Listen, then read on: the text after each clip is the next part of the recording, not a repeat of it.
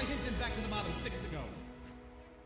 Makes a mistake again. He missed a shift. He's going to spin to the inside turn. He's going to take the lead. Eli Hinton just got used up there in the hairpin. He's going to pick up a win after a long winless streak and visit victory lane. And the whole field just needs to get himself slowed down, hop these curves up and over. There's that cannon running a tad wide. Great restart here for the 2 car, but also for the 48. He crosses him over, down into turn 1. There goes the tail.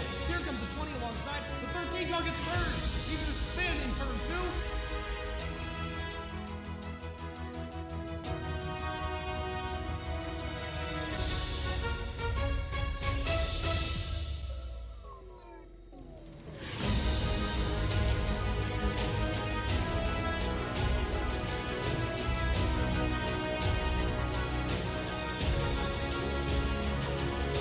The 2019 Outsider Racing League heads to ISM Raceway for round number 10 of the 2019 season. And if you're a NASCAR fan, you just got off watching the 2019 NASCAR Monster Energy Cup Series All-Star Race. And while we saw some action, some sparks, and some tempers there, well, Phoenix is a bit of a short track and a bit of a speedway. It's one of those racetracks that you use a lot of brakes, you use a lot of downforce. It's kind of that weird intermediate stage of about a 1 mile course, and it's probably a bit less than that on the apron, and probably a bit more than that around the outside of the wall. But this 1 mile flat racetrack has been reconfigured and given us a 50-foot wide racing surface and then a 200-foot wide dog leg that you can cut, and that means that tonight's racing is going to be exciting for sure as we head to ISM Raceway under the lights in 2019. Welcome to Sim TV. My name is Kyle Heyer alongside Finian DeCuna for the night. And Finian, if we know anything about Phoenix, is that it can get quite messy here within the iRacing service, so I'm really excited to see how tonight's going to pan out. Yeah, typically we've seen that in the past. I think this is actually the first, if I'm not mistaken, I think this is the first race we've seen it here with the new Cup package. I think you're right about that. Yeah, I'm trying to think. I don't think because we had the Fuel Cup series at the old Phoenix, and I don't think we've seen them here. So I'm actually kind of interested in seeing how these cars drive here, because I think they'll put on a pretty interesting showing. Because I feel like a lot of the times you saw guys, really struggle with transitioning on the banking and just in the corners in general, just getting loose. Here they got all the downforce in the world, so I think they shouldn't have that problem. We should see some really close racing. It's a beautiful night for racing here. You saw the sun just glinting off the racetrack in turns 3 and 4. Watching Alec Martinez, he's been really fast so far this week, Finian. He just went to the top of the board with a 25.309. That's going to put him on provisional pole for now. Let's take a look at our conditions tonight. They're going to be cool and grippy for sure. 89 in the air, 90 on the racetrack, Finian. That's relatively cool temps for the Phoenix Raceway. And that means that we're going to see high speeds through the corners with this downforce package. And that means with the lack of aero push here, because we're going a bit slower, means we're going to see a lot of close racing. It also means restarts are going to be an absolute nightmare for these drivers later in the race. Yeah, and I think that's something we're going to have to keep an eye on, especially if we get quite a bit of restarts. But yeah, and actually, nope, lights just ticked on. And Eli Hinton comes across third, and I was actually looking at the point standings, which we're going to pull up here momentarily. You'll take a look at your standings as we head into round number 10. But Eli Hinton qualified third right now. He's actually currently fourth in the standings, which admittedly is higher up than I thought he was. So he's actually having quite a good, consistent season. He's had a couple top tens, actually 6 top tens to be exact, and which is second only to Bailey Turner's 7 top tens on the season of the 10 races we've run so far. And he's about 12 points back from the lead. Or excuse me, it's a little bit farther than that. Yeah, if you talk about consistent, I think Turner is definitely up there. He's had some really good finishes. I mean, he's finished, talk about second place finishes, has two second place finishes, one third place, and then obviously one at the last race at Indianapolis Road. So coming off a win here at Phoenix, I'm sure he's definitely happy just getting himself that win after it eluding him for so long this year. Yeah, you make that mention back to Indianapolis Road. This is we had a week off last week, I believe, if I'm right. Yeah. So the last time we raced, we were at the road course in Indianapolis, and that was a wild one. We saw a lot of contact, a lot of hurt feelings after that one too. AJ Stravato in the 33 didn't have a spectacular race there, looking to improve on his stat there this week at ISM Raceway. Comes out of turn 4, and that Caterpillar number 33 across the line of that Toyota Camry. Where is he going to line up? Looks like for now he'll be third place. Great effort there by the 33. Yeah, and we were talking Eli Hinton. He was in third. He's got moved all the way back into ninth as guys continue to put down times. I think most guys have put down their times. I'm trying to see if anyone else. Angelo Ronis just put one in. Where is he going to line up? It looks like he'll be up to 14th. Jeremy Miller currently on the racetrack. Been a while since we've seen Miller out here, I think, and he's going to jump up on the board. Where is he going to be? Looks like the 30 car is going to line up. I think he just started a lap, actually. Yeah. So no time he's for not him. going to be able to finish it. All right, so qualifying complete. Alec Martinez in the number 18 on the pole here tonight. He won earlier this season, so he's got a victory under his belt, but he's looking for his second. 170 laps around here. It'll take about an hour and 11 minutes once we drop the green flag if we go green to the end. But Phoenix typically isn't a very clean and green race. It's typically kind of messy around here, and I think the lights out and the racetrack being so grippy, it's probably going to make that even more so the case tonight. Yeah, I don't know what it is with this track on iRacing, but it almost never ends up being a relatively green race, no matter what car you're, whether it be an Indy car or a stock car. So I'm kind of interested in seeing how this goes tonight. You got a really good group of guys, so if anyone is to go, I don't think we'll go green all the way, but if we go to green most of the way, I think definitely these guys will be able to do it. And race reporters tonight, plural, are going to be the 35 of Joshua Banks and the 15 of Alex Bell. And Joshua Banks was letting us know earlier tonight that he's got a special scheme on board that car tonight, Matco Tools car, and they're working with an organization that helps disabled veterans. So we'll have him talk about that more in detail later in the race, but I know the 15 of Alex Bell also had a patriotic scheme on for the month of May, the camouflage car. I'm trying to find him on the racetrack, Finney. I can't see him. Yeah, I can't see either. That came out doing its job. I mean, there's just a gap between the 2 and the 6 where he's supposed to be lined up, so maybe he just didn't take the grid. I mean, I don't know why he wouldn't, but I don't know. I'll tell you what, it's a better camo paint scheme than Jimmy Johnson's. That is also true.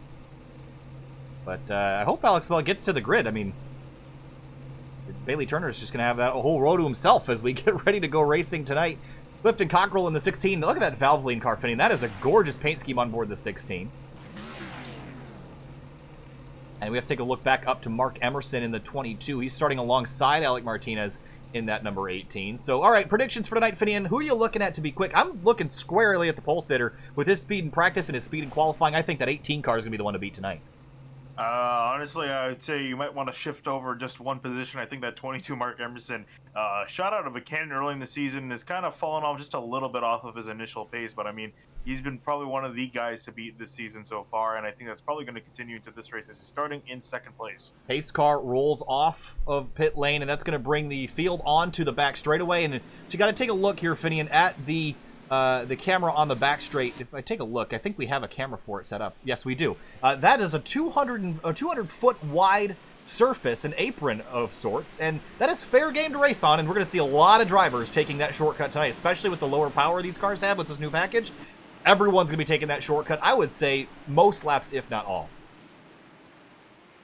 Yep, definitely so. And getting ready here, we got about 23 drivers, I think. 22. Yep, 22. Yeah, it looks like we're going to have 22 taking the green flag. So pace car's going to roll out of turn number 4. It's going to make the hard left onto pit lane. It's going to leave the 18 of Alec Martinez in control as they round turn number 4. The 1 mile racetrack, 170 miles of racing tonight. Green flag flies. We're racing in Phoenix.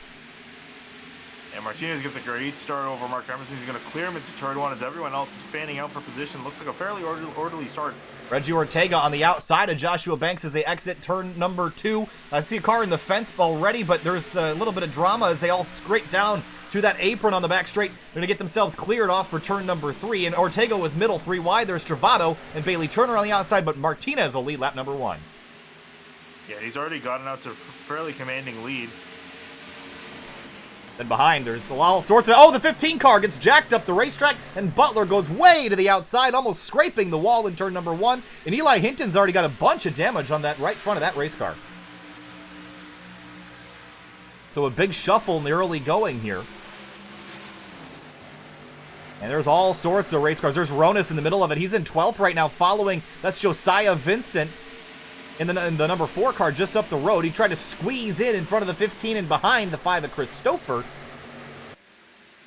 And it'll make it work so far, but up front it's still that number 18. It's Mark Emerson in second place. He's keeping that 18 in sight. Then it's Jeff Wright, Joshua Banks, and behind Ortega on the outside of Stravado for 6th. Yeah, Ortega's already got some rear-end damage to his left rear, so I'm not entirely sure where he got that from. Well, I would like to match that up with the right front of the 13. I'm going to imagine that's where it comes from. We'll take a look at that later tonight. I'm not sure if that's what caused it, but that's my hunch. We'll take a look at it later, maybe under a caution period or something. Stravado goes way down to cut the course, and Hinton giving a big shove to the 2 car. Hill might look to the inside. Nope, looks like he's staying in line for now. Ooh, contact between the 2 and the 33. Sends the 2 car up the racetrack. 13's going to dive underneath and try to get a run alongside him on the front straight. Up for second place, Jeff Wright and Mark Emerson side by side. Emerson gets a much better run off the high side. It looks like he'll hang on to that spot for now. Yeah, Emerson right on the back bumper of Martinez. He's kind of fallen off back, I think, facing a little bit of aero push. I think that's kind of made him drift back a few spots. Oh, we're 3 wide off into turn 3. That's the 15 of Alex Bell up the middle. Ortega was really low on the back straightaway. Look, he's dropped a bunch of spots. Not sure if he's got an issue or what. But out of turn 4, it's Bell and Elliott Butler. Then right in front, it's Stouffer and Josiah Vincent. Those guys are fighting for 7th place. Yeah, Stouffer having a very good run here up at the top of the field, trying to hold off that number 4 car. You see everyone taking that shortcut. I think there's another gold and blue car. I'm trying to see if that's Chris Garrett. Yes, it is. The Miller Light Machine. That's a nice-looking car he's got on it. He's working the outside of Bruce Boyer for 14th. Just ahead, that's Brian Chambliss, and Ortega has fallen quite a bit. You see Butler popping out of line now for 8th on Josiah Vincent. Oh, and I think Banks has lost connection to the server. Yeah, he's really been struggling with that connection so far tonight, and looks like he's still kind of flirting with getting back in it, but I don't think it's going to hold here. Up for the lead, though, Martinez is still in front of Emerson, but Emerson is keeping him honest, and they're pretty much matching each other's lap times, although the 22 a touch quicker that last time through.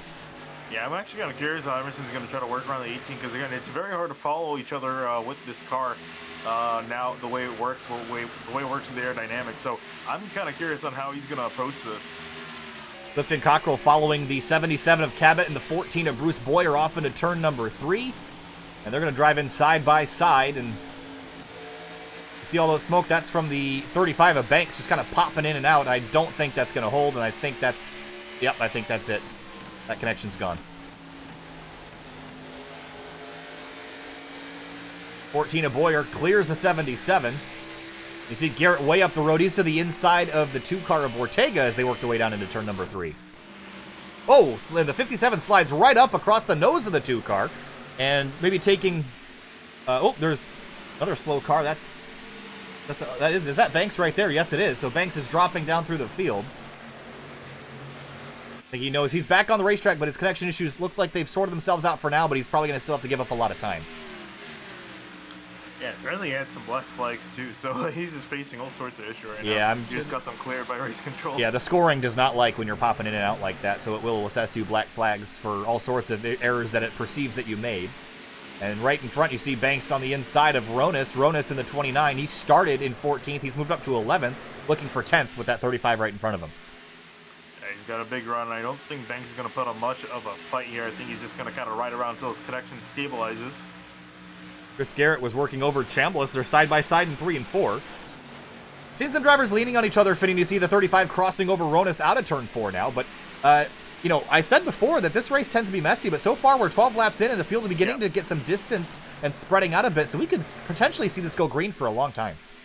Yeah, I was going to say this is a fairly orderly race compared to what we usually see. I mean, we usually see guys at least side by side for most of the field. Now, like you said, everyone's slowly starting to get spread out and kind of just settle into a rhythm here. So we could be settling in here for a long one. I hope these guys practice getting on pit road. Martinez was getting dogged by Mark Emerson, and Emerson almost looked like he was going to chuck it down into turn 1, but he decided against it. That 22 car is looking really fast, Finian, so maybe if he can just get ahead with track position. Oh, the 18 just hit the wall off into turn 3. Got some damage on the right front. Yeah, it looked weird on my end. It looked like some net code, so I'm not sure how the server's actually going to register. But yeah, Martinez, he's kind of trying to keep Emerson at bay, but Emerson's trying to, like you said, dog him just a little bit. There's Chris Stouffer, started 11th, he's up to 7th, but that's Elliott Butler knocking on the door down in turn number 1. There's a whole string of race cars behind him, pretty much from Josiah Vincent in 9th on back. That's a whole freight train of cars. There's Garrett trying to work the outside of Chambliss. He tried the inside a few laps ago, wasn't fruitful. He'll try again on the other side of the racetrack. And Ortega, remember we mentioned his struggles early, started 6th. He's down to 15th place here early in the going. We're right on board his gyro cam.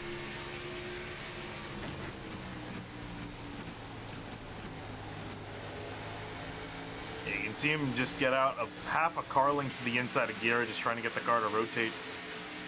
But it looks like a lot of these guys are kind of just stuck in behind each other for now.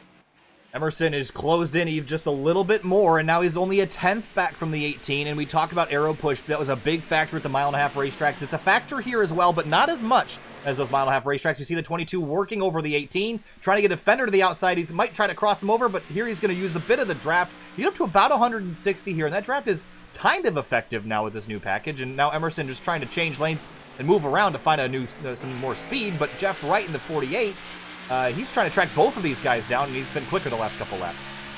Yeah, with these guys kind of battling each other like this, it's allowed Wright to start reeling him in, and I think he actually might be able to make a pass here on the 22. Everyone taking that shortcut, and we don't really have suspension failures from abuse modeled in yet, so that means that you can pretty much slam that apron every single lap, when in the real world you probably wouldn't want to do that, but if you're given a shortcut, why wouldn't you take it? Yeah, ooh, Emerson's got a really good run here on Martinez. He's Oh! going to try to give Ooh. him a bump there, and he does. Chucked it way down deep in the corner. Was there contact? It was close, and the 22 gets on by Martinez, and Wright now battling for second. I think we're going to take a look at that. We'll watch these guys finish this battle. Looks like Wright's going to try to slide up and take that spot. Martinez hangs on and slips back. So the 48 going to take over second. But let's go back and take a quick look down into turn 1. Was there contact between the 18 and the 22? Oh, yeah, there definitely was. Up the racetrack, the 18 went. Oh, really? On my end, I actually didn't see any contact. I think he scared Martinez out of it. It definitely, I was right on board the bumper cam, and it seemed from my end like it was a pretty heavy jolt, whether it was netcode or not, but either way, I'm sure the 18 thinks it was contact, I'll tell you that much. Josiah Vincent behind Joshua Banks. Now, Banks looks like his internet's recovered, and he's starting to climb back forward. But for second place, Martinez was all over Wright again, but now he's got Bailey Turner tracking him down. And this is really, these top 4 cars have probably been the class of the field this season, I would say. Yeah, definitely. I think we've seen at least some of these cars in the front of the field in some shape or form in different order. But yeah, they've always been up to the front battling it out. I think honestly, especially once the chase starts, I think we're going to have to keep an eye on these 4 drivers in particular. All 4 of these drivers have won races this season. So that's something unique to these top guys. 21 laps into this 170-lap race. You see the 18. Oh, he gets way tight out of turn 2, and both he and Bailey Turner smacked the wall. Yeah, Martinez is starting to struggle now. I think especially, too, because he's been leading out in clean air. He's in behind dirty air, so he's got to change his driving style just a little bit to adjust. Stouffer and Butler, they just traded spots for 7th place, so the 6th car will take that spot. Just behind, that's Ronis, who started his night in 14th. He's kind of been stuck in 11th since then, so he hasn't been able to make a whole lot of progress, although he has tracked down Josiah Vincent for 10th. And Vincent, look at this on the bumper cam. That 29 is all over him, and Vincent's going to go the short way. And the 29 is going to try to get to the outside lane and use that momentum, but the 4 comes up to block that move into 3. And up for 3rd, Martinez and Bailey Turner side by side. Perhaps the solution to NASCAR's problems, Vinny, and just give everyone spec setups. This is great racing right now. Yeah, honestly, I think that's probably been a very big factor into it that a lot of people don't account for. Yeah. And all equal cars, of course, as well. The 24 and 18 side by side off into turn 3. These guys haven't sorted it out yet. There goes Bailey Turner. Throttles up mid-corner. He'll take that spot, clear the 18, and move himself up to 3rd. Yeah, Strada's got a bit of a run here. I'm curious if he can get back up to Martinez, and if Martinez will start to fall even further back. Back all the way in, this is for, looks like, the 16 of Cockrell and the 11 of Eddie Trejo. This is a battle for 18th place. But now you head back up. You mentioned Stravato finishing. He's to the inside of Martinez for 4th.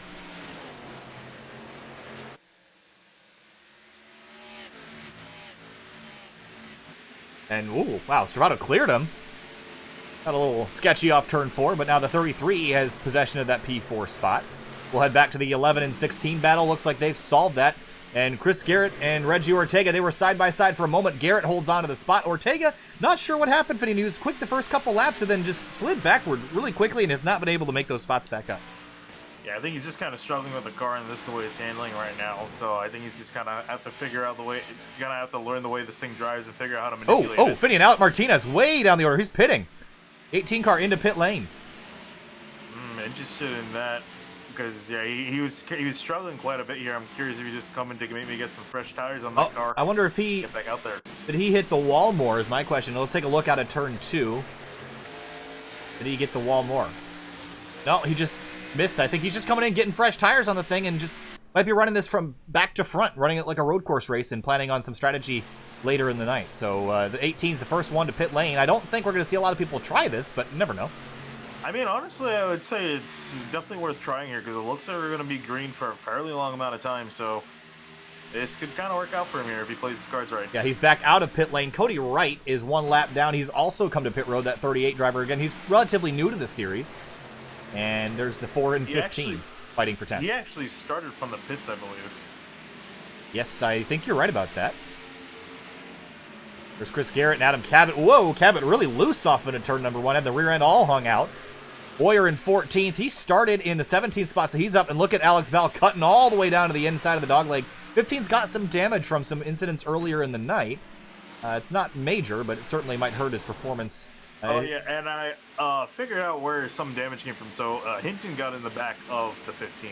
Oh. That gave him his damage, yeah. Interesting.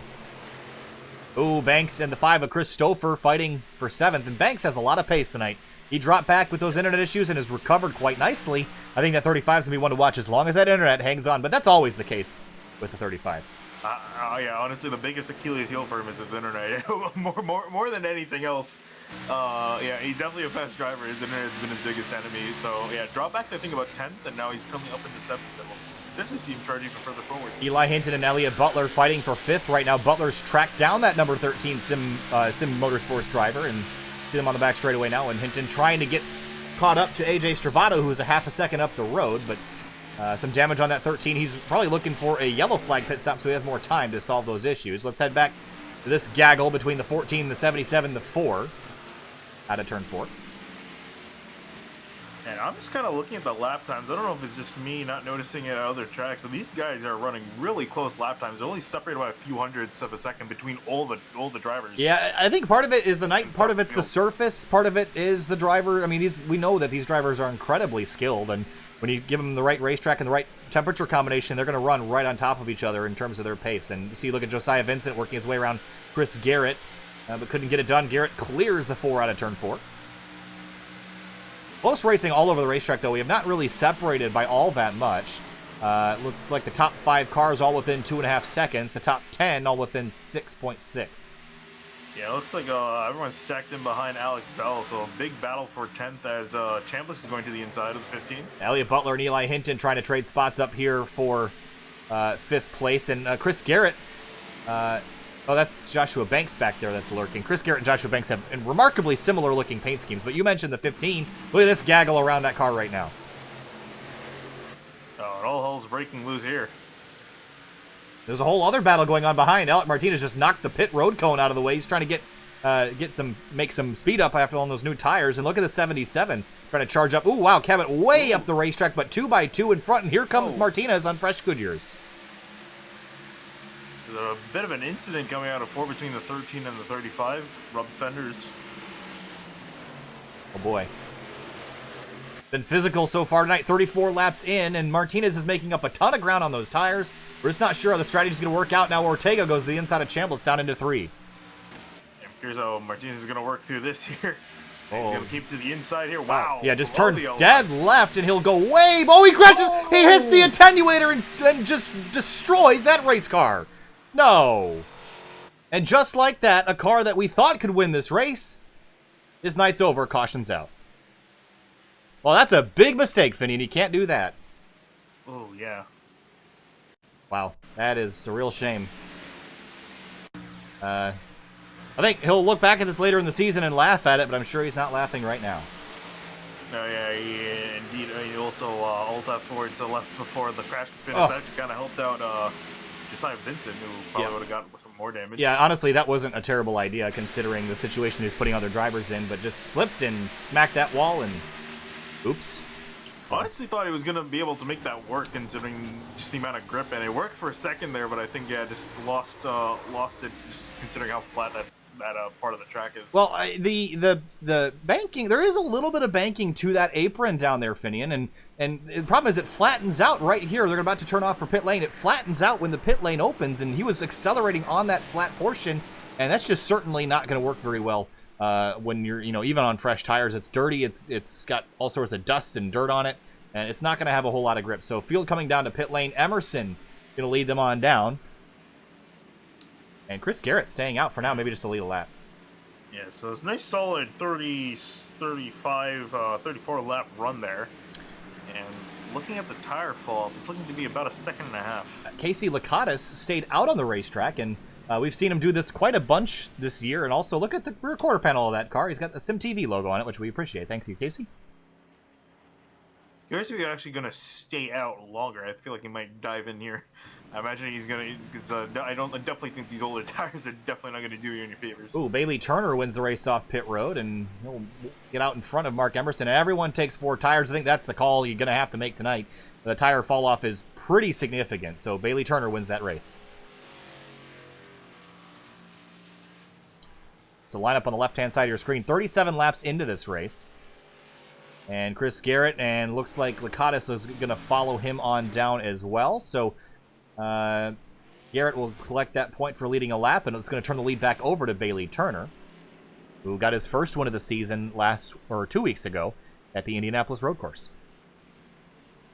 Well, let's see if we can potentially talk to Joshua Banks, our in-race reporter. Want to pull him up? Sure thing.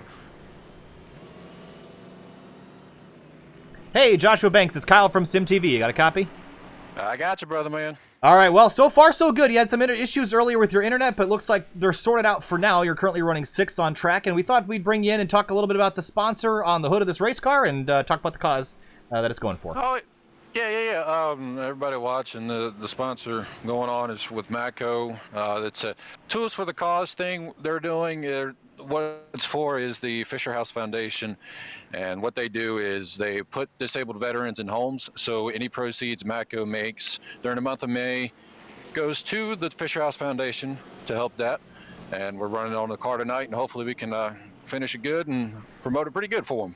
Excellent. Well, that's awesome for you, Joshua. And in terms of the racing so far, I know you're probably going back to green here in a moment, but how does it feel so far? Is it grippy? Can you use multiple lanes? What's the situation out there right now? It's pretty good. First 20, 30 laps or so, and then later, like that little late in the run before the caution come out, it got pretty loose off 4. So it's going to be interesting to see how we go if we go long green flag runs. But it's going to be exciting. I'm excited to see how this unfolds. All right, good luck out there. We'll talk to you later. Thanks, Josh. I appreciate it, bud. All right, so Bailey Turner, your leader for the restart. Mark Emerson on the outside lane. Jeff Wright, Stravato, Elliott Butler rounding out the rest of your top 5. And Finian, where do you want to be on the restart here? I mean, I think a lot of drivers want to be right on that bottom lane so they can make that hard left out of 2, but maybe you want to be in turn 3 so you can roll that high side and make up some room up there. Yeah, honestly, I think that inside line is definitely going to be the place to be, considering how much grip you have, especially with fresh tires. Just crank it on left while you're still accelerating. So I think that's definitely the place to be, but we'll see if Mark Emerson can do anything on the outside. Coming back to the restart, lap number 40 after our first caution of the night for the 18 of Martinez, slipping and sliding into the pit road attenuator, and Bailey Turner, that number 24 Exalta Chevrolet Camaro, is going to bring them back down to the green. Green flag flies again here in Avondale, Arizona. And a great restart. Yep, and you're even Wright trying to throw a nose up in there. Emerson's going to cut him off. And AJ Stravato now trying to keep... Ooh, Emerson for the lead, Woo! diving all the way down. Wow, and he's going to get it, but can he clear the 24? He does. He slides up in front. Turner crosses him over down into 3. He slid up so hard in front of the 24, he hit the wall. Doesn't look like he hurt it too bad as they come out of turn 4, but Mark Emerson expertly gathers the lead away, and now Elliott Butler under attack from Stravato down into turn 1. Oh, 2 car. Reggie Ortega's around. And collects other cars, the 13, the 16 involved. I think the 38 might have got some damage there as well, but a big crash down in turn 1. Alex Bell had a jam on the binders to miss it.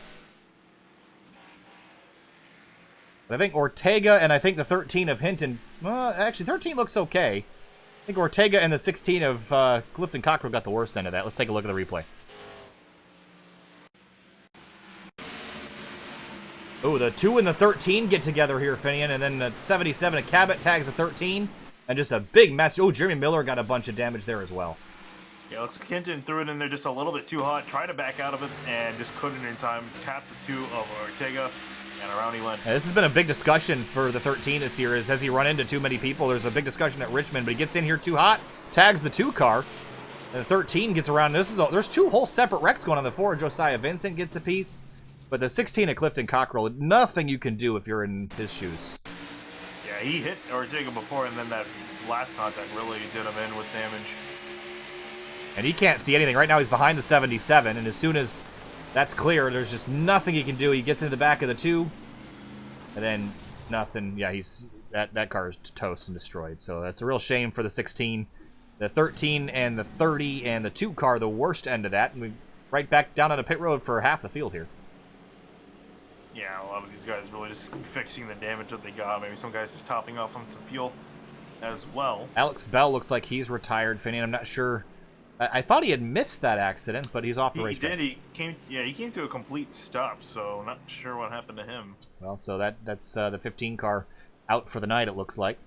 So cautions breeding cautions here, Finian. We've only had 2 so far for 43 laps, so still looking pretty good compared to what we're used to. But are we surprised that that restart got a bit messy? Yes and no. I kind of expected it to kind of funnel out as we saw before, but you know, cautions typically end up breeding cautions. Checking out Cactus Cam here at ISM Raceway, and thanks for Finian. Thank you to Finian for putting this together. I enjoy my Cactus Cam. And so far tonight, it's been pretty exciting out there, to say the least. I think Phoenix is one of those racetracks that a lot of series we don't really look forward to going to in the real world, because typically ISM Raceway can get a little bit dry, but not, you know, pun intended. I guess it's the desert out here, but tonight it's been quite fruitful. Lots of racing going on, and up front, especially Emerson, Bailey Turner fighting for the lead on the previous restart. Now, does Bailey Turner learn anything that he can apply back to Emerson here when they go back green again? No, lick the stamp and send it, honestly.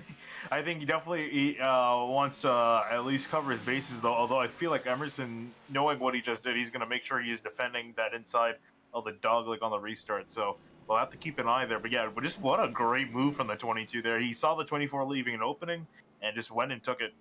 Oh, and Alex Bell's lost connection. Oh, that's why he left. That's a real shame. Reggie Ortega. Lots of damage to that race car. It is looking pretty destroyed. Looks like he has to give these spots back that he just tried to beat the pace car off pit road, Lightning McQueen style. Couldn't quite get it done, so he'll have to go to the rear end of the field here.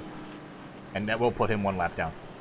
Yeah, I'll put him a lap down. The only car lap down, actually, I think the last place car on the track. Bell, Miller, and Martinez have retired, or at least Bell is off the track for now. We'll see if he rejoins. Lights are off on the pace car. We'll head back green here, and taking a look at the conditions, I don't really expect these to be a big factor tonight. Clear skies. Track temp still where it started the night at 90 degrees, but in the daytime, I don't typically think of Phoenix as a place where you're struggling for grip. The pavement's still relatively new, but in terms of the multiple grooves, in 3 and 4, you can definitely use multiple grooves, but 1 and 2 is a pretty much one-line racetrack, isn't it?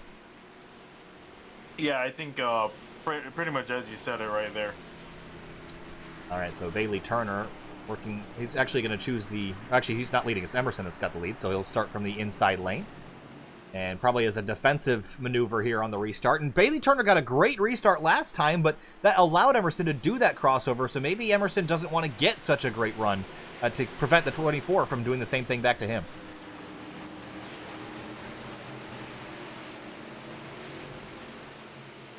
Pace car's off. Green flag back in the air. Yeah, Emerson, fantastic start as usual. I think we're seeing a theme here with the leaders. Turner is back in second place. I'm curious to see what he's going to do.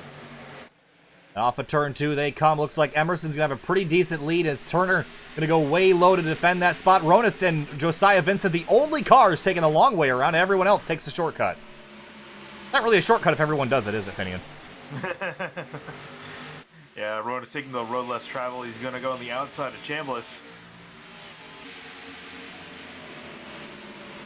And how about Joshua Banks starting to move back up the field? We saw him drop back with that internet issue. Here he is, fresh tires, trying to climb back through. Yeah, and working the inside way down to the bottom of the apron there underneath Chris Stouffer. And I'm just amazed that we don't see more crashes down in turn number 3. I think almost all the crashes we've seen at ISM Raceway are down in turns 1 and 2, which blows my mind because you see drivers jumping all the way down to that apron. They get into turn 3 and they somehow don't run into each other over there. I don't know how they do it, but they do it. And we're side by side in turn 1 between Banks and Chris Stouffer. Stouffer rolling a really nice run off the corner, and that's really where he's really beating Banks here. Off into 3. Now we can see those multiple lines start to play out, and Banks tried to clear Stouffer, couldn't get it done. They come off of turn 4, still side by side. That's Ronas trying to pick a line. I think the outside's probably the place to be, but we haven't really seen it the race long enough to kind of decide where you definitely want to put your car. Getting an update, Finian, that Alex Bell's PC crashed, so chalk that one up to hardware failures, and I'm quite familiar with that phenomenon. Yeah, that is really unfortunate because I mean that car was in pretty much perfect shape and fairly competitive. Yeah, a real shame for Alex Bell, that number 15. Hopefully he can get back in the field, but we're not sure if he's going to come back or not. But Eli Hinton back in 11th after that most recent caution. But how about for second place? That's Elliott Butler in the 6th trying to chase down the 24 Turner. Butler started 10th. He's up to 3rd. A good night for the 6 car. I feel like Butler's had a lot more pace this season than I think his finishes show. Yeah, he's had honestly a fairly quiet season overall. He's just been kind of lurking behind a lot of guys. But yeah, here he is up here in 3rd, trying to get a win. Bruce Boyer all over the back of the 13 of Eli Hinton. And we jump back up Wright versus Stravato. And Stravato in that 33. This has been a much better season for him after he switched numbers back to the 33, which he ran last season. And it was probably just a little good luck charm. And it's worked out for him so far. The performances have definitely improved after that number change. All single filed out right now. Everyone just settling back in line. 13's repaired almost all that damage he had earlier. Yeah, but unfortunately, it seems like he seems to be just a little bit off pace. Yeah, I'm sure. Compared to where he was at the beginning. I'm sure all the suspension damage that he received probably didn't get fixed. It's just the visual side of things, which won't help very much. But Mark Emerson holds the lead 3/10 over Bailey Turner as they work their way out of turn 4. That is the 29 of Aronis, who started 14. He's up to 8th tonight. And trying to close in on the 5 of Stolfer, but he's got Brian Chambliss right up his rear bumper.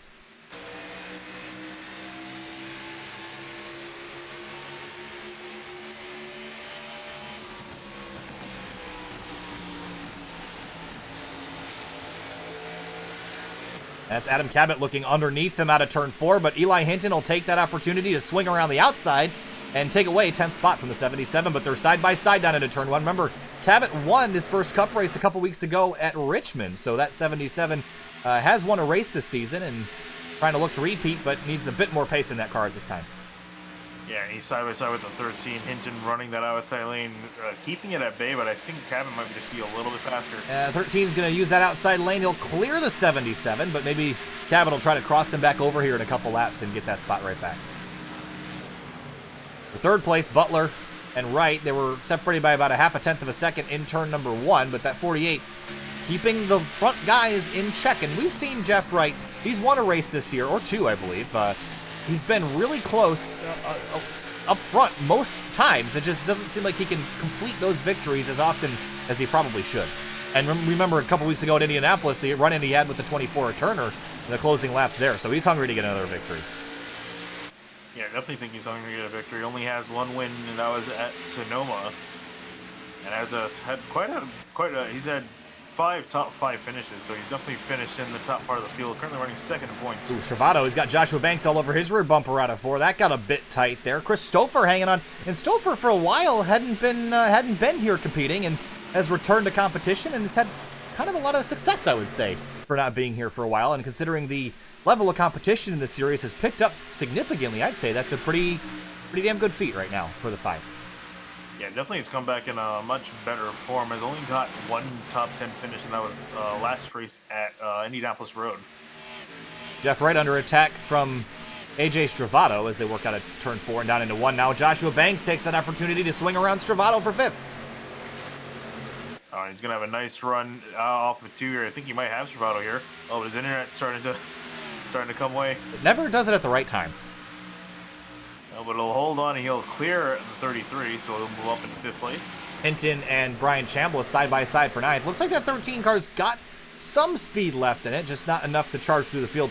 He's definitely started off his season a lot stronger, but we looked at the points. He's 4th. I thought, with how abysmally this 13 car has been running lately, I thought that he was certainly doing a lot worse, but 4th in the standings. He's got a pretty big gap to the leaders, but he's been remarkably consistent running in the 7th to 10th places on the racetrack. But there's not a whole lot of guys that have been that consistent this year, so that's probably why he's running so well.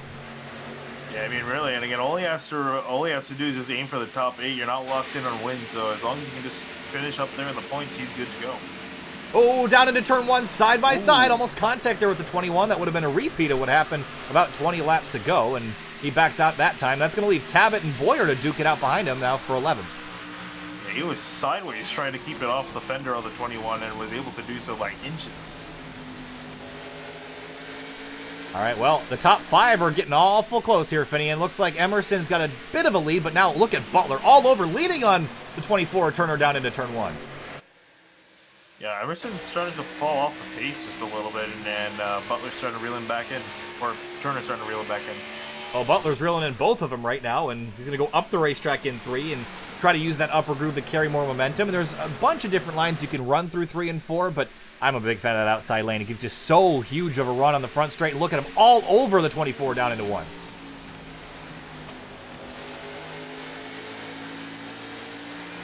Ooh, a slip for the 24. He got loose out of turn 2.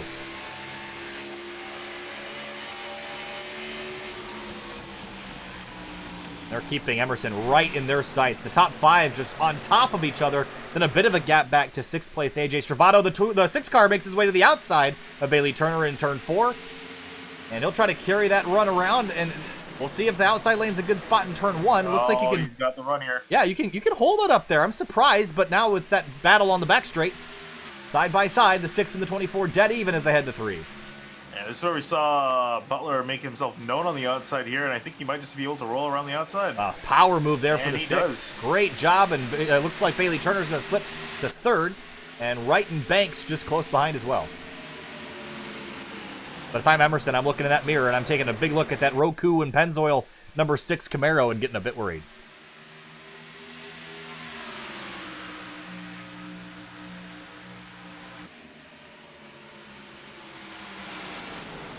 Yeah, at 6 of Butler, I can see that he's definitely hungry for a win here. It's the closest he's been.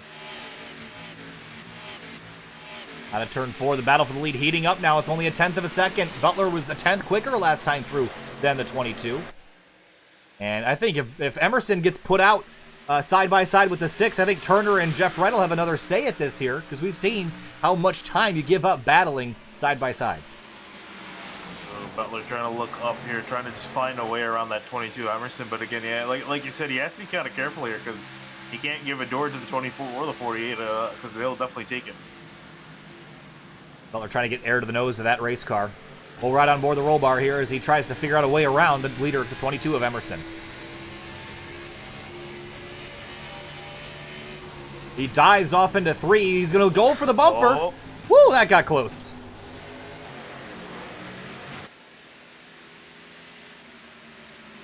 I think Elliott Butler is a bit hungry, wouldn't you say?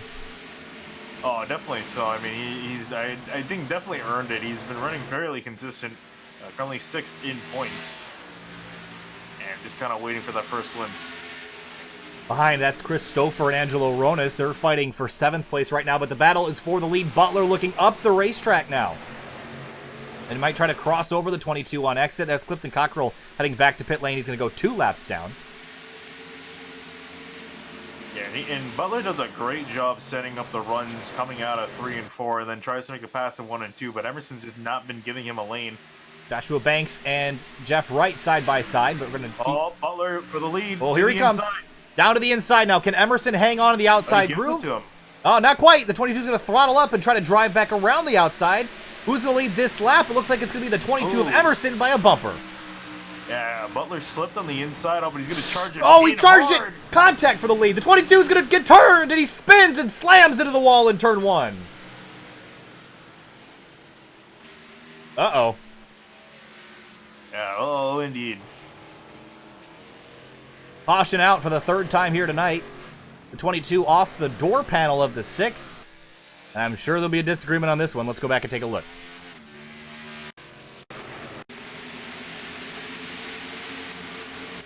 And a 6 car dives in here pretty deep. He slips up, and yeah, I mean, yeah. You be the judge. Yeah, I would say it's a bit on the 6 there for throwing it in there, but I'm amazed of how sideways Emerson got, because that was probably one of the lightest contact I've seen door to door with any cars. It was really light contact, but I think the problem is how on edge on this downforce package, Finian. You're on edge. You cannot afford any sideways movement. Once you're in the corner, you're gripped up, and as soon as something upsets that balance, you're going to go for a ride. You're at the limit of the tires, and as soon as you just get pushed over that edge, big hit to the 22 in the wall, and that's going to really hurt his performance if he stays out on track. All right, well, drama here on lap number 70. We have 100 laps to go, and Emerson, that rear end is all torn up. Still looks better than Reggie Ortega, who's 17th. That car is torn up from the contact with the 13 earlier, but everyone on pit lane, except for Casey Lakatos, again, staying out.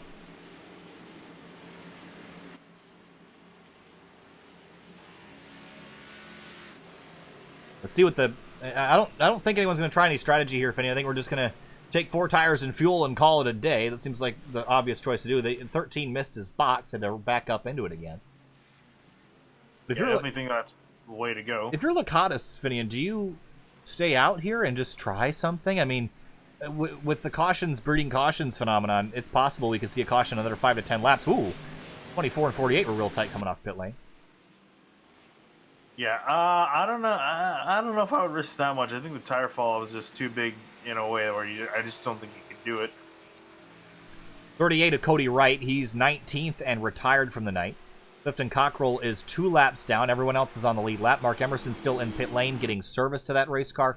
It'll still be drivable. It's not going to be a race-winning car, though. Yeah, I think he's just trying to soldier this out to the end. But yeah, tough break for the 22 Emerson. Pretty much dominated this race for its first half, and now he's going to have to pretty much be on the back foot here, just trying to get as many points as possible. Well, we got our answer for Casey Lakatos. He'll come back down to pit lane. He'll pick up a point for leading a lap. Bailey Turner gets the lead back after all that. Jeff Wright is going to be back in second, and Butler's going to have to do this all over again, restarting what will be third. Yeah, we're definitely seeing a situation where pretty much the first 3 guys, the way they restart, they pretty much end up in that order single file by turn 1. All right, well, caution out for the 3rd time here tonight. We've had 3 cautions for a total of 8 laps, 6 lead changes here in the first 72 laps, and that's awful good for ISM Raceway. And looking down at the lit racetrack, not a blade of grass to be seen in this configuration, but I'm sure the drivers that were going sliding tonight probably appreciated not having their splitters ripped off. Yeah, I am good. Speaking of which, I am quite sad that the newer version of ISM does not have grass on the inside of what is now, I guess, turn 4. Yeah, or turn 3 and 4. Yes. I'm not sure if you saw this in the All-Star race, but Ryan Newman, when he went slipping through the grass in the front straight, did not rip the splitter up because it was all turf. I thought that was really cool that he could continue and keep racing. I was gonna say, honestly, AstroTurf is a pretty good solution. I'm curious if they're gonna put it on more tracks. I think they will. It's probably pretty expensive to install, but I'm sure Kyle Busch, who is a devout grass hater, would probably love to see the turf implemented. I think he just wanted to pave it and paint it green, but I don't know if that'll happen. I mean, there's a reason why you want to keep it pavement or pave it all because of the higher coefficient of drag. Yeah. So it's better for slipping cars, but, you know, I'm a purist. I like grass. I just wish it wouldn't destroy race cars. Yeah, that's why I think AstroTurf's a great middle of the road solution. Yeah, absolutely. Okay, coming back to the green, lap number 74, under 100 laps to go, and the intensity is going to start picking up from here. Bailey Turner alongside Jeff Wright coming back to the green. Flagman drops it down. We're back racing again at Phoenix.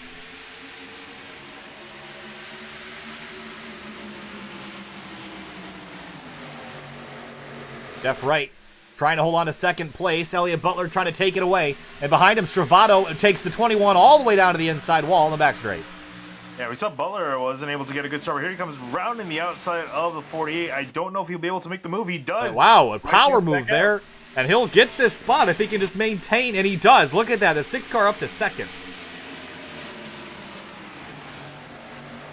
Behind Stravato and Stouffer side by side. This is for fifth.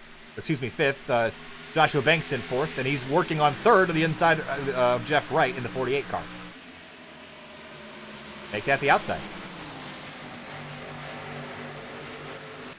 A big scramble of cars out of turn 4 as we complete lap number 75. And Rona is trying to go 3 wide outside. And the 48, whoa, the 48 and 35 almost dooring each other on the back straight. Guys, there's 200 feet of pavement. Let's use some more of it. Yeah, Wright really trying to find his way through the 35 on the bottom, but Banks is putting up a really good fight on the outside. I think might have a good run here off of 4. And he does. Clears him. 35 up to 3rd place. Stouffer and Stravato, 5th and 6th. They get cleared. Now it's Ronas and Chambliss. Ooh, that got a little bit tight down in 1. And Chambliss on the apron, trying not to run into the 29. Here comes Boyer to try to take that spot away. And here comes Hinton trying to get back in this fight. He's in 10th right now.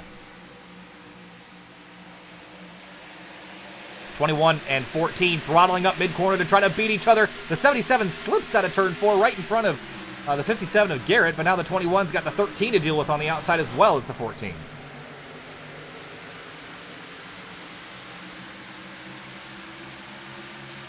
great fighting back in the midfield. Pretty much first 7 cars, all single file.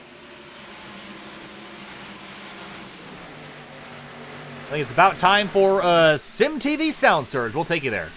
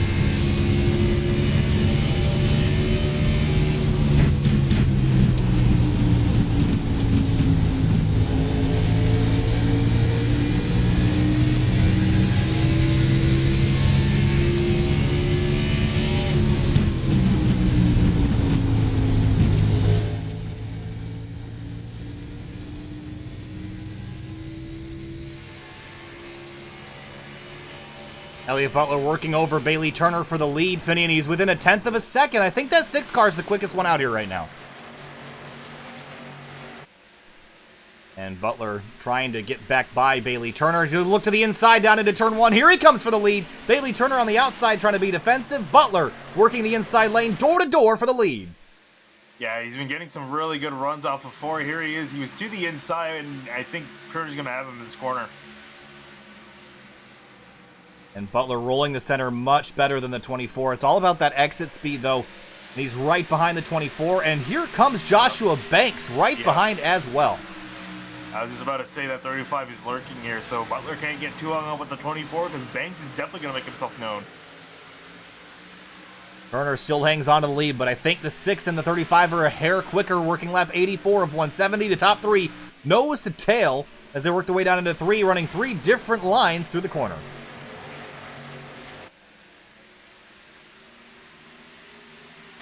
If you're, Butler's got another run. If you're the 24, what do you do to keep the 6 behind you? I mean, are you trying to run a different line or you're trying to run the same line? Honestly, I just try to figure out where he's gaining speed on you and do with that. Butler got loose there. He clipped the apron. That's a lot of the 35 Banks are chucking up the inside. Yeah, here comes Banks for second place down to the inside. Looks like he's going to clear the 6, and Butler's going to try the crossover in turn 4 to get back underneath. He will, but I think that's a losing battle he's fighting right now. Yeah, as they come across the line, we're halfway through this race, another half left to go. And here comes Butler back on the inside of Banks. We've seen this story once before. 35 and 6 fighting for second. That's letting Bailey Turner get away. He's extended the gap to 0.4 of a second. Off into 3, running side by side. The 35 trying to get that run. Inches between them out of 4, and I think Banks will have this. Yeah, and let's see, does Butler trying to throw it up? No, Banks is going to block him off. But yeah, Turner was loving that. But now here comes Banks, arguably, I think, a faster car than the 24. Banks is running really good lap times right now. He's had issues with his internet all night, but we've seen him be capable of winning races. He's won races in the past. I remember Richmond last year was awful fast there. And again, that's a small racetrack as well. So something about this style of racetrack suits that 35 car. Here's a big battle going on for 5th place. It's Travato, Stouffer, Ronis, and then behind him it's Boyer and Hinton going at it. That's for 8th place behind.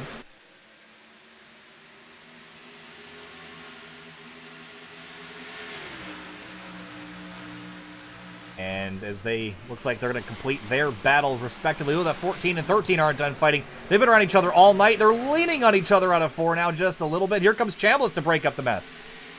Yeah, and ahead of them, Ronis and Stouffer still side by side. Ronis. Oh, contact! He gets side eyes. And he gets turned. Does he save it? He does. Great job. Quick hands on the 29. Oh, he's going to lose 1, 2, maybe even 3 spots here before they get to turn 3. Oh, man, look at this gaggle here. About 6 cars right on top of each other.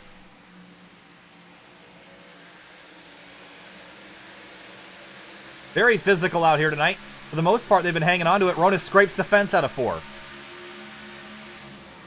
Yeah, again, we've seen some very aggressive battling at around 10th place. Chambliss gets backed up in turn 1 and 2. Here comes Cabot to try to steal 11th spot away. The 13 dives way down onto that cut track there and drops right up in front of Ronis off into 3. And ooh, the 57 had a jam on the binders to not run into the 29. And now the 21 goes up the middle 3 wide in turn 4. 3 wide. Yeah, 3 wide for just a second there. Chambliss backed out. Whoa! Oh, wow. Door slam from the 57. Yeah, they're both sideways. Yep. 77 with a drift, and he's Oh, they're not happy. They're not happy, Finney. And here they come out of 2. And Chris Garrett's going to get right back by the 77. What was that all about? I don't know. Did the over-under, and it worked, so Garrett's going to be in front of Cabot for now. Is this done yet, though, is my question. Looks like it should be. All right, back up front. 1/10 of a second separate the top 2. 3/10 of a second separate the top 3. Look at how close this battle is up front.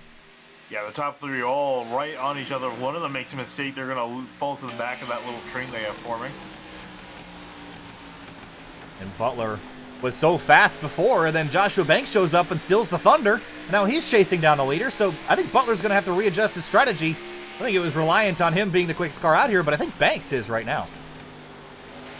Yeah, I think honestly Banks is probably one of the faster ones. We kind of didn't really get to see his pace, had to let up some positions and kind of drop back into the middle of the pack. So now here he is being able to charge back up to the front, and he's got all the speed in the world.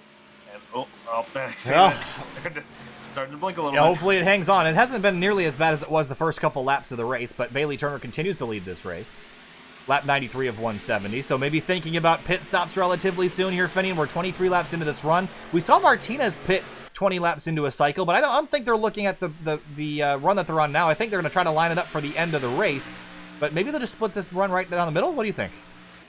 Yeah, I think they probably split this run down the middle. I think that's probably the best Ooh. way to go about it. Pushing a shove to the 35 from the 6. That got a little bit aggressive. Yeah, I think Butler's trying to get physical here. We definitely see that he's not entirely afraid to do so. Oh, Butler got loose down in 1. Slipped up just a little bit, lost some ground, and now it's Banks and Turner. And Turner's starting to drive a bit defensively. If you notice, he started chopping that dog leg a lot more than he had in previous laps, trying to prevent that 35 from turning underneath him. So Turner's starting to drive more defensively, which leads me to think that he's dropping off in his pace. Yeah, I think just a little bit. I think he's also just making sure he's covering his bases here. He wants to make sure Banks doesn't find a way around it, because Banks, we've seen, if he finds a weakness in someone, he's going to exploit it until he gets around him. So I think he's just trying to keep Banks at bay, and actually he was able to gain some time on 35 there. Saw an issue in turn 4.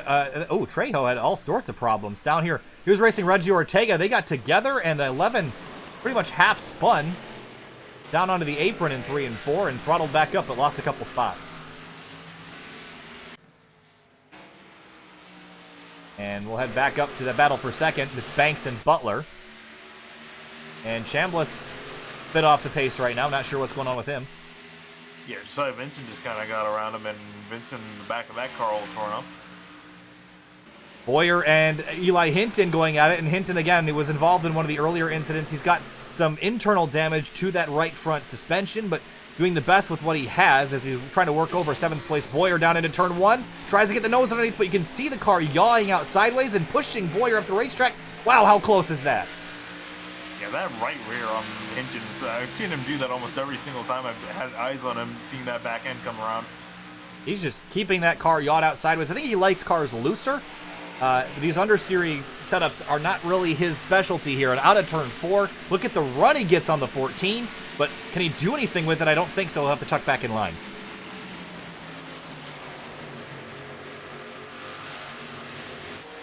And here's the look underneath him now. And look at how much that dog leg helps you out. And he's going to clear the 14 and take 7th away. Isn't Mira's that dog leg worth even more now with this package than it was before? I mentioned that pre-race that I thought it would be worth a lot more because of the lower horsepower. It's not so much about throttle control, it's just taking the shortest path. So, I mean, I believe that it's a lot stronger, a lot more of an advantage than it used to be. Up front, look at this. Bailey Turner, Joshua Banks all over each other, and Butler making sure none of them make a mistake. Yeah, Butler trying to run the high lane, turning a little bit late here, getting a run on that 35. 70 laps to go here at Phoenix, 70 miles left to go at the ISM Raceway, and off into turn 1, these top 3 have been with each other all night long. Joshua Banks has, I don't know, driven his way up here after having issues earlier in the night. Of course, that special scheme on that Matco Tools car as he runs second. It's always fun when you can run really well in a night you got a special scheme on the car. That's always really cool. Yeah, I was going to say, the worst thing is when you crash out a few laps into the race. But yeah, Banks continuing strong here, going to try to get the win. He's looking really good right now, but Bailey Turner just got the track position for the time being. He's all over the bumper out of turn 2. Turner's going to cut down low. Joshua Banks will follow, and so does Elliott Butler. And now the 6 car. I mean, the 6 car is kind of following the 35. I think Banks is trying to get a bit more creative with the lines he's taking, but we're starting to run out of laps. We only have about a half an hour worth of racing left. You're starting to think about that last pit stop. How are you going to position yourself? How aggressive you're going to be on pit road entry. This pit road's pretty easy to enter, so you're going to want to be really aggressive coming down to it. But look at these leaders going at it. Yeah, Turner defending the inside, going to try to shove. Whoa, here he comes! To the inside, big dive. Big dive by the 35. Joshua Banks takes the lead away. What a move by Joshua Banks. Oh, and Butler trying to be opportunistic. No, here comes Turner again with the rebound. Down to the inside in turn number 1, side by side for the lead. We've seen this end in tears earlier in the night. Door to door, almost contact as they exit turn 2. Depends on how Banks enters this corner here. Banks is going to have a really good run. He's going to drive it in deep on the outside, and he's going to slip up, though. Bailey Turner gets a much better run through the center of the corner.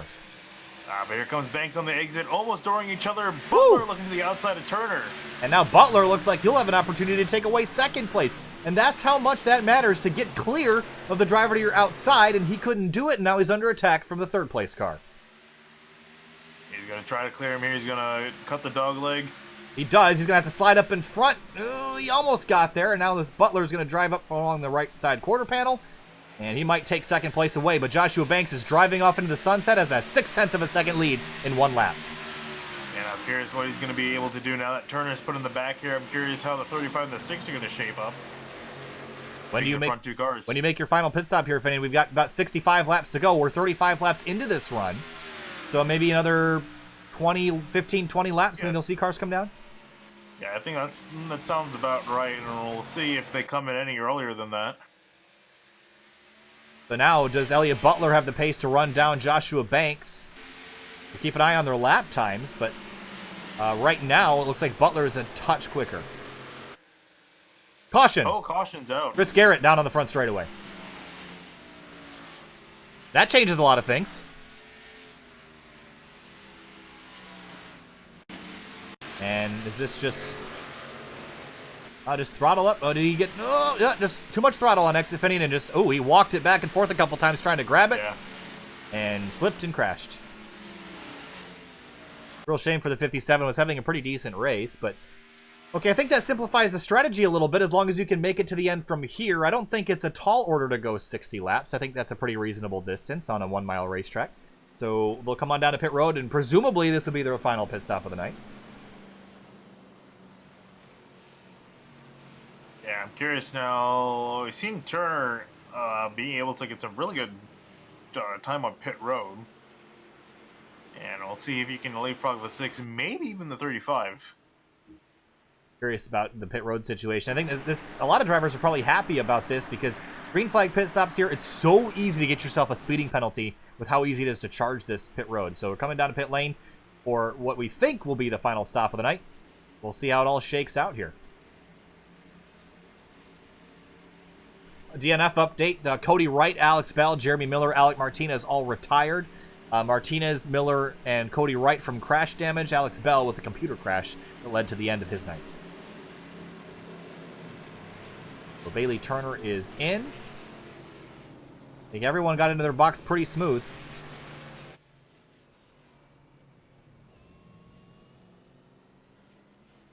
What's the race off pit road going to look like here? Yeah, it might be a little bit close here.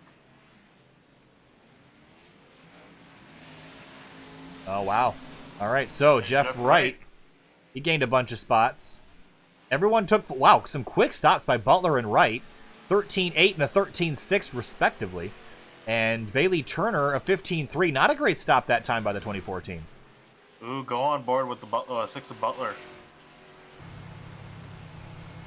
What am I supposed to be seeing? You're not supposed to see anything. You're supposed to be hearing. Or lack thereof. Oh, saving fuel. I see. Got the clutch pushed in.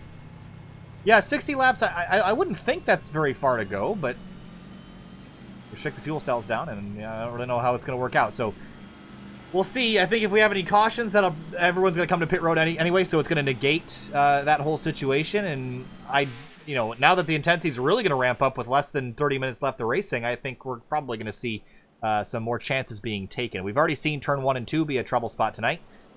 So who do you think? I mean, we always guess who is the one that we think is going to win the race, but who do you think is going to end up on the chopping block and get turned around? That's a tough one. Yeah, it is a tough one. That's why I'm posing the question. Probably the 6. Oh, hello, race control.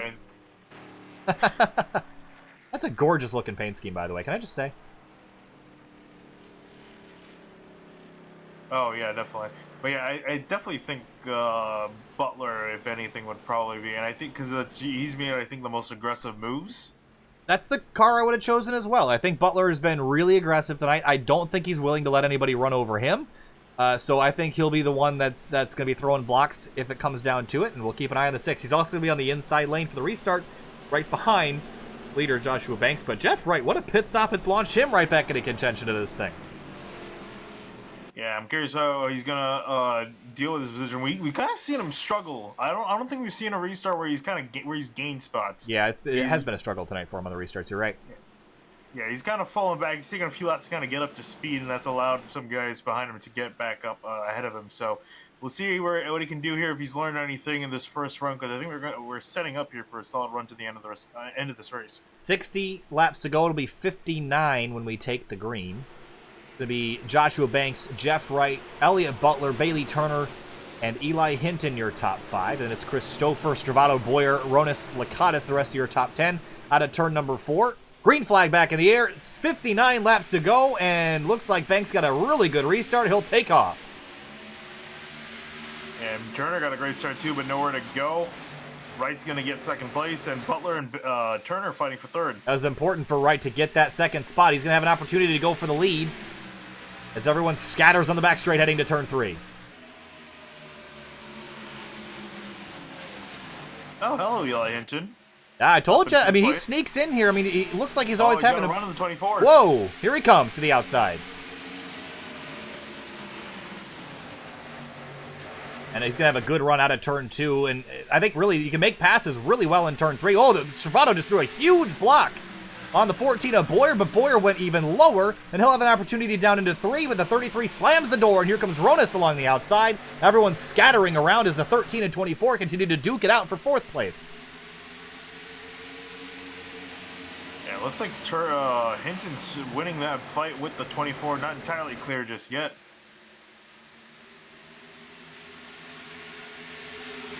Ryan Chambliss. Oh, he's spun around to the front straight. The 21's been around. Oh. And he got contact. Ooh, from the 22. Turned him on the exit of 4. No caution.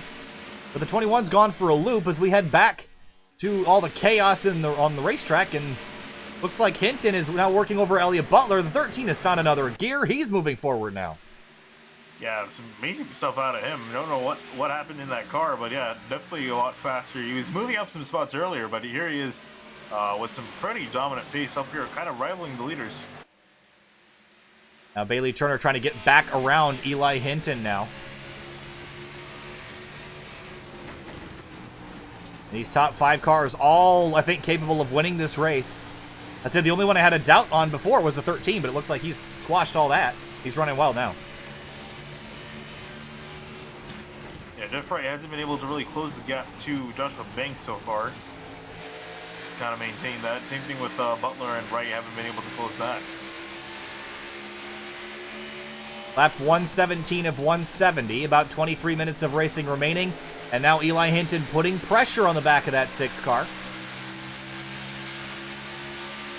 The night started off rough for the 13, but he has recovered and moved that Sim Motorsports Camry into 4th.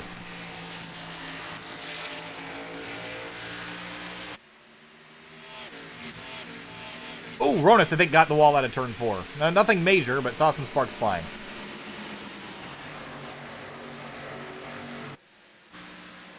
It looks like Banks, I think he's got the car to beat right now, Finian. He's not really under pressure from Jeff Wright. He's extended his lead now to a half a second, which honestly is one of the biggest leads we've seen all night.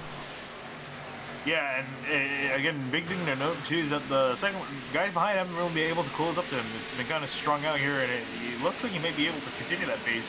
My only worry is that he's using up his tires way too much. And it's a pretty long run to the end, so you're going to have to be a bit conservative. If you're a guy like Bailey Turner, maybe you can hang back. You know you got some cars to work through. Take your time. Don't wear your stuff out. You can make a charge at the end. Through turns 3 and 4, working lap number 120 now. And Jeff Wright is starting to fall back into the clutches of Elliott Butler down into turn number 1. Oh, Chris Garrett, very slow off of 4, almost sideways. Let's see what happened to the 57. Oh, just got loose, I think. We'll ride on board. Watch his hands. Oh, did he get help? I don't think he did. Look from up above here. The 11 of Eddie Trejo is awful close. No, just clipped the apron and got sideways there, Finian, but lost a couple spots. And now he's side by side with the 22. Were these two the guys that had issue? Oh, it was the 21 at Chambliss that got turned around, wasn't it? Yeah.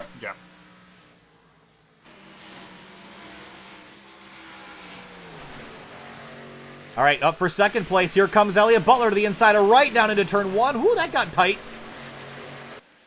Yeah, moved right a lane off the track, and Butler has been able to get side by side. And I think Banks wants this to continue like this. The second place starts to fight. He'll just extend his lead. And extend the lead he is. He's been one of the quickest cars out on the racetrack the last couple laps. Although Eli Hinton is also running really pretty good lap times, as is Bailey Turner right behind him. Christopher and Stravato running 6th and 7th at the moment, but those two cars have been around the top 10 all night, but haven't been quite good enough to go for the lead.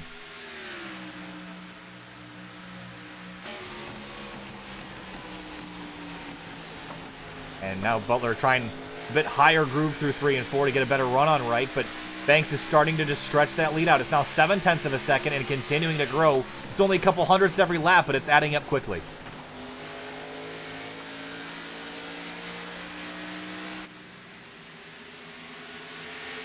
Yeah, it looks like Wright's starting to fall off the pace just a little bit, and I think Butler and Hinton are trying to eye away around the 48.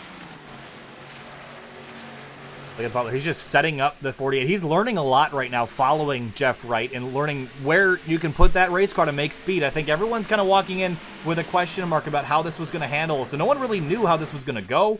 So it looks like Butler is just kind of figuring out what he can do with that car. And here he's going to take a look down into 3. I think he's going to have a heck of a run.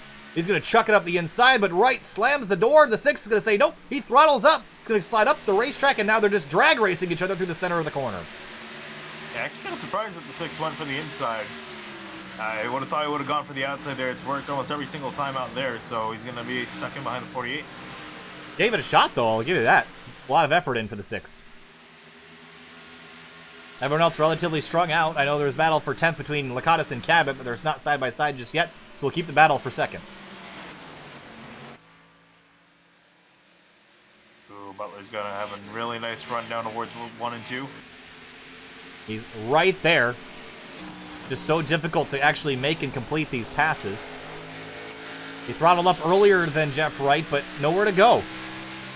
Now he's going to take another look. He'll try the inside in turn 3 again. He's going to have to send it deeper, though, and there it is. He takes a lunge, but the 48's going to be able to throttle up mid-corner and drive right around the 6 car yet again. Oh, not quite. Had to get off the gas. 48 almost got on the wall. That's allowed Butler to get a run in towards 1. And Butler will clear him for 2nd. Move Elliott Butler back to P2. And now look at that. The 48, he's got the 13 right up the rear gearbox. Yeah, Hinton also very aggressive behind him. Whoa. 6 car swerved off into turn 3. I'm not sure if that was a block on the 48 or if he just got loose, but he's going to hold on. He's tight out of 4. Both of them are tight. But Joshua Banks has a 1 second lead now with just over 40 to go.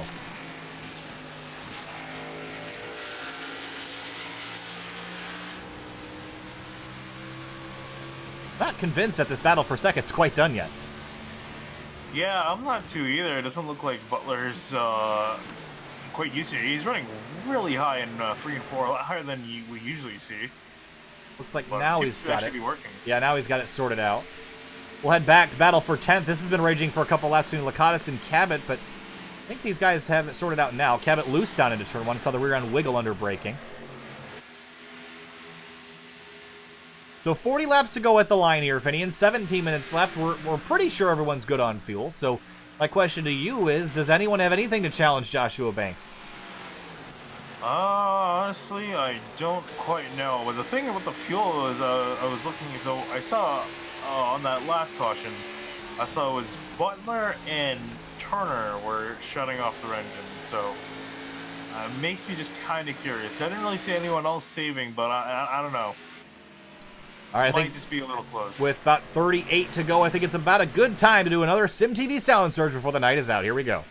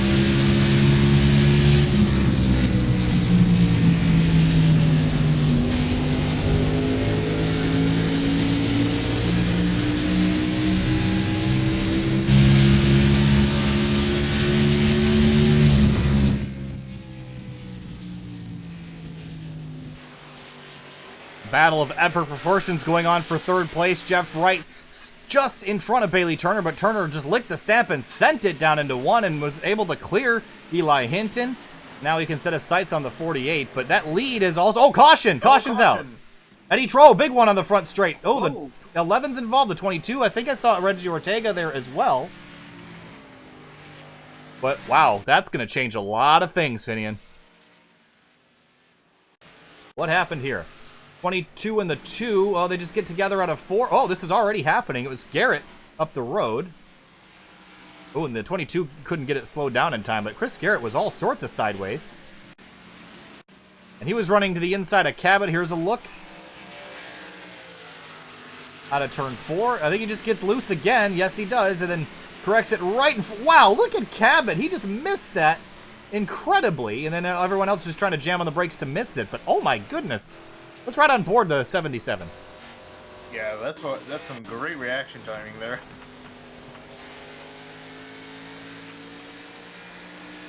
This is just incredible. It just jerks the car dead left and misses it just in time. How about on board the gyro cam? It did a great job also counter steering it too to get out of the slide. It's just honestly perfect movements right there. That's what they train you for. And behind him, get all collected. We'll ride on board Mark Emerson. He was unable to get that car slowed down to miss the 11 of Trejo, who basically spun to miss the incident. And then Emerson drills the back of the 11. So caution out. Just over 30 laps to go, and Finian pit stops underway. Yeah, pit stops underway. Potentially our final one. Well, we said that last time too, so we're never quite sure how things are going to work out. They'll always say that now because we've been kind of getting about 30-lap runs, oddly enough. So I think we might be good to the end here, but off of pit road, 35 sliding his tires. He's going to win the race off pit road. Hinton comes out third. Wow. 13 car Great run out of there. So Jeff Wright drops a bunch of spots down to 7th. And looks like, did he have trouble? Only a 14.7 stop, but his pit lane time was slow. So maybe he missed the box, I would assume. This is put. Gun word for him. This is going to put Hinton in a great spot for the restart, though. I don't know if he's got the pace to win, but you can throw a Hail Mary from 3rd any day.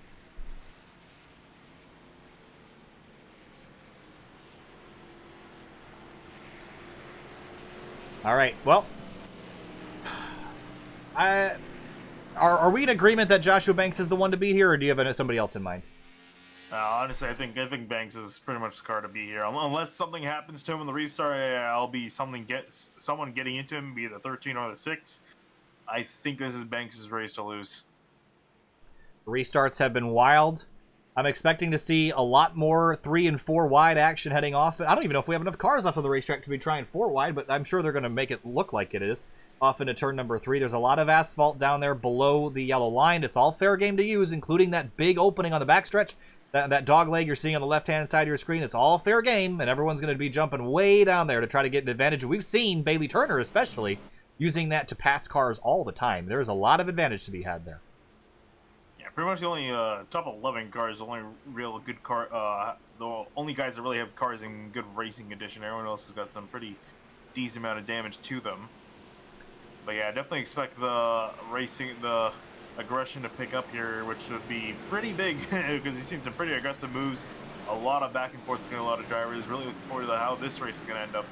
All right, we're going to have a 30-lap run to the end of this race. That translates to about 13 minutes of racing, so don't go anywhere. You're about to see what I assume is going to be a pretty wild end of this one. We ended a few weeks ago with nearly a white flag pass for the lead at Indianapolis Road. If you haven't watched that broadcast, you should go back. That was one of the, if not the best, stock car road race we've ever seen on SimTV, and honestly one of the best races we've seen on the channel in a really long time. So go back and watch that one through from start to finish. I promise you'll be entertained. This has been quite a wild one as well.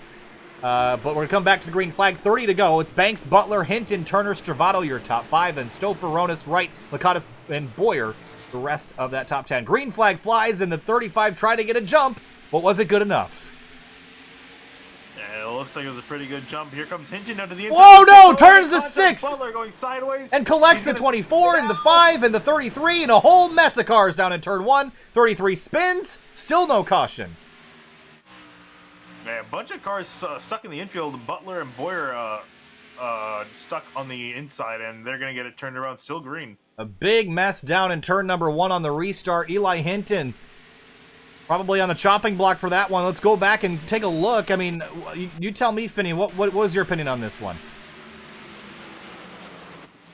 Gotta get a little bit better look at it here. I mean, he was on the inside, and then he turned right to try to get a better line into the corner. That's on the 13 for me, Finney, and I don't know. Yeah. No, yeah, I would put that on him as well. And Butler also just came on the radio. He's not he's not too happy. Oh, I imagine with the way that played out. Yeah. So the 6 car was probably in contention to win this race, and now no longer. So will there be revenge sought out on the racetrack? We don't know yet, but I do know that Joshua Banks love to see that happen because some of his best contenders are now a little wadded up, and he's got a 1.1 second lead over the 13. I would say that. I think the 13 right there, unless we got another caution, that just handed the race there to the 35. Angelo Ronis, look at him. He's going for 3rd place now. Where'd this 29 come from? How about Casey Lakatos got through that? He's up in 5th. Wow. So that shifted around a lot of the order. And some of the drivers, the 33 is Stravato, the 6 of Butler, and others that were running so well, Jeff Wright too, they were all up towards the front and all shuffled to the back on that restart collision. And that's the thing too, that wreck strung out almost everyone. There are very big gaps between cars, so the odds of a caution are very low right now. I think pretty much every car in the field was somehow kind of involved in that when they were all bouncing off each other like pinballs. And I'm sure Banks had a very big smile on his face when he saw that in the mirror. And driving off into the sunset now, Finian. Lap number 145 of 170, and he's just setting sail, a 1.2 second lead. Remember, he won at Richmond last year, and he dominated the race here this year as well at Richmond, and had internet, or actually, I think he ended up crashing out of that one. So he was lined up to win that race 2 seasons in a row, and threw the second one away. And I'm sure he wants to make up for that and just go get one tonight. Of course, a special cause on the hood as well. Reggie Ortega, he's rebounded up into 10th after that car. That thing is destroyed. I've seen cars in junkyards in better shape than that thing, and he's running inside the top 10. I was going to say, that wreck really helped him out. Jeff Roy got put all the way back in 11th because he was almost dead sideways at one point, and he's just trying to rebound. And the 48 working around the outside of the 2 for 10th. He'll take that spot back away. The 48 actually doesn't have a whole lot of damage at all. I think most of his time he lost was slowing down to miss everything. Battle for third now, Ronas and Turner. Turner's got it, Ronas wants it.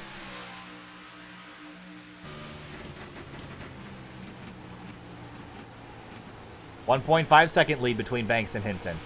And coming up on 20 laps to go. Getting down to the nitty-gritty here.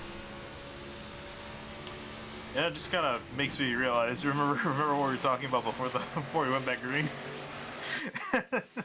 who was gonna be the car that got wrecked?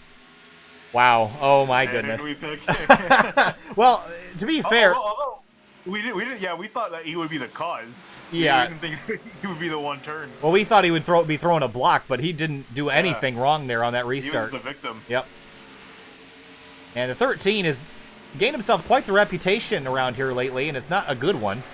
And, you know, he's running well in the points, Finian, but you can't be making enemies. When you get down to the chase at the end of the year, no one's going to cut you any slack, and that could bite you in the rear end a whole lot more than you think later in the season. Yeah, especially if you're up in the front in the lead and you got your good old friend Elliot Butler behind you. I don't think it's going to end up too well in that scenario. Joshua Banks dropping down the order, Finian. I'm hoping that internet hangs on, because if it doesn't, that would be an absolute tragedy. And he continues to drop, Finian. I'm worried about this. Yeah, we've seen him drop before. He needs to also make sure he doesn't get caught out by scoring, because it happens sometimes. Oh, no, Finian, I think he might have dropped. Ooh, this has been a really solid drop, Finian. I'm not looking forward to seeing how this 35 pops back out on track. The only thing keeping that 35 car from being a championship contending race is his internet connection, and it's bitten him way more times than he would like to admit, and he's currently scored off track 16th. Yeah, missed the playoffs last year purely based on his internet was going to qualify for it, but then had his internet go out at Indianapolis, which is the final round before. And I think it's probably official at this point, Finian. That 35 has lost connection. Yeah, he still scored 2 laps down, still waiting on the actual drop. Up there it is. And Eli Hinton will officially be in the lead here.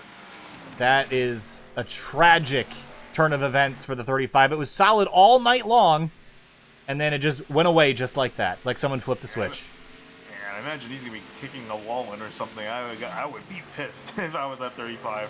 Now, we have 17 laps to go, and I'm looking squarely at that number 13 Toyota in the lead, Finian. If he wins this race, there is going to be a lot of screaming and kicking. Oh, yeah, I can imagine Discord afterwards. Oh, boy. It's going to get interesting, to say the least. Eli Hinton out up front now. Now, he is actually getting run down by Bailey Turner. It's 1.2 seconds, but Turner hasn't closed in a lot. So with 16 to go, I just don't know if he's got enough time to get there. But I just can't get over Joshua Banks losing connection again. Yeah, I know. That's honestly, he's lost, I think, at least 2 races.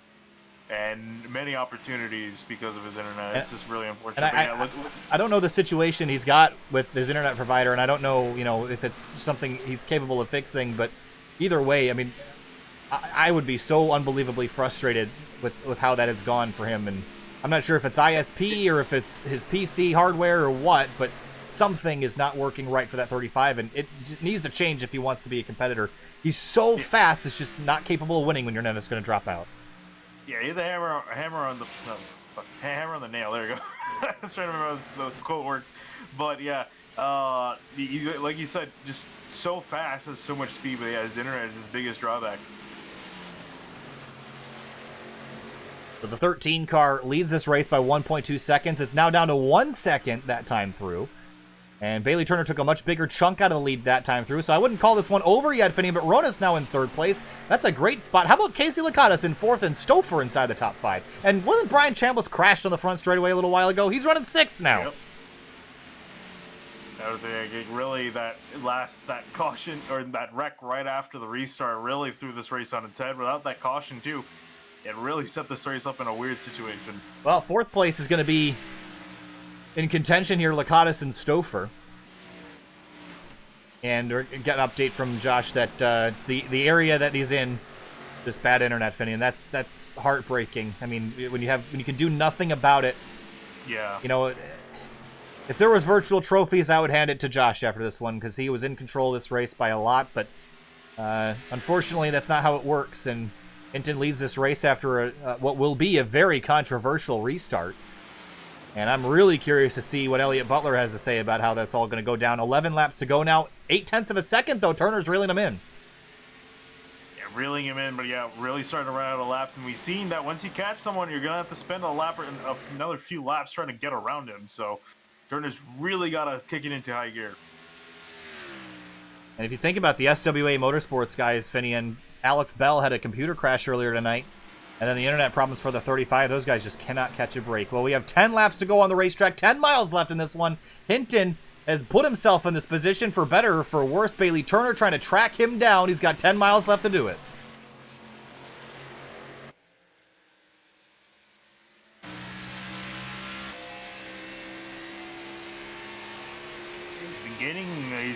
Has actually been picking up the pace, about a 10th a lap.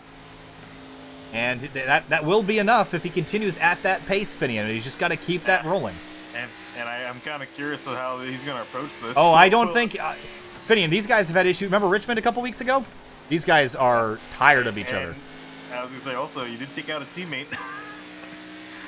If I was in the 13, I would be trying to run as hard as I could right now, because I think if that 24 gets to that bumper, it's going to be messy. And we know how badly Bailey wants to make it 2 for 2 the last couple weeks here. 8 to go. So I think Turner is tired of finishing second. And I know an opportunity. Finishing second to the 13 is like finishing last to the rest of the field in his mind. I know that he does not want to lose to Hinton. It's no secret that there is a lot of inter-team, inter-driver rivalries within the Outsider Racing League. They've never been shy about it. And I think a lot of people have made their opinions known the past couple weeks, and a lot have been directed towards that Sim Motorsports driver, the 13 of Eli Hinton, and it doesn't often carry over to the racetrack, but tonight, I mean, that 13 has been out there, and he's made a bunch of enemies, and if he gets anything, he's had it coming to him, Finney. That's all I can say about that, but... And he ran that last lap he ran was one of his slowest so far. Oh, boy. And Turner is still continuing this pace. Closing in like Jaws, a shark in the water. You just see the dorsal fin in the mirror. 6 to go.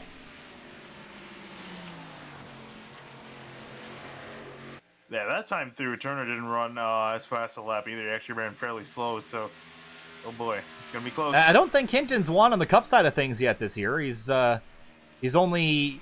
won on the Xfinity side at Bristol, where he's fighting Reggie Ortega and Josiah Vincent for the lead. But with 5 laps to go, he's going to have to hold off Bailey Turner, who was last event's winner.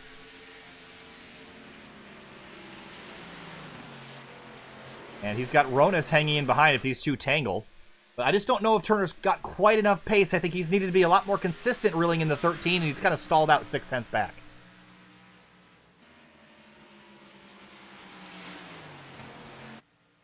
Four laps to go now. Yeah, highest finish for Eli Hinton so far this season has been 5th. Has not finished higher than that. Really? That is a crazy stat to me, because he's 4th in the standings. Yeah. That is a crazy stat to me. Does, however, have, as you said, 6 top 10s, so... Of the 10 races that we've competed in, this will make it 7. Yeah. All right, Bailey Turner took a big chunk. Blowing it in there. He is really playing it aggressive right now. I think he realizes he's running out of time. 3 laps to go, 3 miles left. The gap is 0.4 of a second. Does Turner have anything left for that 13 car? Oh, he's burning up his tires. He's trying to get to that bumper. And he's going to cut down onto the apron here for sure and try to shorten that distance up. Last time through was only marginally quicker than the 13. I don't know if it's going to be enough. He's trying different lines, but it's going to be 2 laps to go. He closed in a lot that time, Finney, but he's going to have to keep doing that if he wants to have any shot at taking the lead away. Yeah, he's also got to get a better run through 1 and 2. I think he's losing some time there. A mile and a half left. The 24 trying to get to the rear bumper of the 13 with every inch and every ounce of energy that he's got in that race car. Off into turn 3, he's going to dive it in there. 4/10 is still the gap between the leaders. Oh, he's so close. If it was 5 more laps, it would be another thing. White flag in the air, 1 mile left. A controversial restart collision between Hinton and Elliott Butler is going to leave this one in turmoil. I think we're going to see a lot of upset people after this one, Finian. Well, he didn't do it the nicest way ever, but Eli Hinton is just 2 corners away from picking up his first victory of the season. Turner's going to try to send it in, but he's going to be too little too late. Goes for the swing and the miss. Bailey Turner can't get there out of turn 4. Eli Hinton is going to win at ISM Raceway. And Turner in second, Angel Rodas in third. How about Casey Lacadas? He'll come home in fourth. Christopher with also a really good finish for fifth for him. Chambliss 6th, Trejo 7th, Jeff Wright 8th, Cabot 9th, and Ortega with his Toyota race car will round out our top 10. Just in that entire top 10, that is a very different order compared to most of the race. It sure was, but are we done yet with how this is going to... I don't know if we're done here, Finian. The 13 car is going to roll around. He's already got damage on the... here comes Lacadas, given a bump. I think that's a congratulatory one. Yeah, I think that'll look congratulatory to me. No sign of the 6 car. He's coming through 3 and 4 now. Yeah, he's going to pull it into the pits. But burnouts for the 13, a winner here in the Outsider Racing League Cup Series. And oh boy, this is going to be controversial.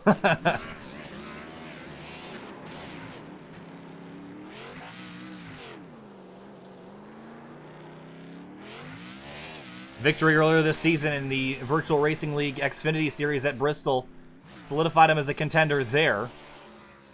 But this season's been up and down. He's made some enemies, but can't hear enemies over the victory lane celebrations, Finian. We'll talk to him in a couple minutes, but let's take a look at your results. Again, we mentioned Reggie Ortega, a top 10 with that race car. Spectacular. Lacadas in 4th. Christopher, a solid top 5. Ronas from 14th to 3rd tonight. That was a great run for him. Eddie Trejo with a solid top 10. Jeff Wright was only a rebound for 8th, so I'm sure he's a bit disappointed as well. But I don't think anywhere near as disappointed as the man who finished in 16th. Yeah, Joshua Banks, and also the 13th place driver, Elliott Butler. So we have a whole rash of drivers to talk to, and we're going to talk to a bunch of them. So stay with us. We'll be right back. Stay tuned for some spicy interviews.